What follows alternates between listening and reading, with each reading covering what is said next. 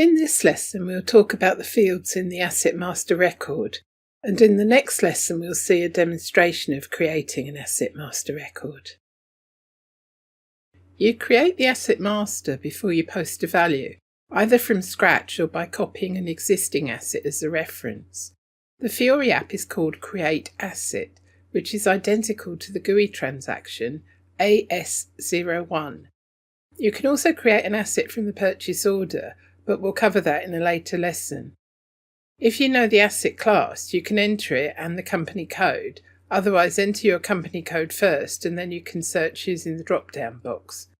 We'll create multiple assets later, so we'll leave the number of similar assets equal to 1.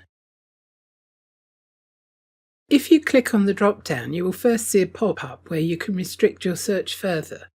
If you press Continue, you just see asset classes. If you choose a different tab in the pop-up box, you'll see more information. Either way, you can double-click on an asset class to choose it, or select it and click the Apply button at the bottom of the list. The key field in the first screen is the description, which is always mandatory. Depending on the company and asset class, you may see slightly different fields, and other fields may be mandatory. For example, you may want all plant and machinery to have a serial number, but the serial number field or quantity may not even appear in an asset class for land. Quantities are useful for low-value assets in particular. There are 4 tabs to go through, starting with the General tab. You must enter a cost object, e.g. a cost centre or internal order for depreciation, in the Time-Dependent tab. Depending on setup, Enter autofills the related profit centre and segment. You may get an error if you try to manually enter an unrelated profit centre and segment. The other fields are optional as standard, but your organisation may have them as suppressed or mandatory.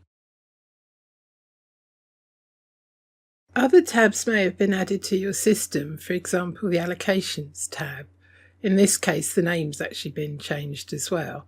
As standard, there are no mandatory fields in the Origin tab. The vendor field may be filled automatically from the invoice if available, and the original asset number may be filled automatically if the asset is transferred in from another asset.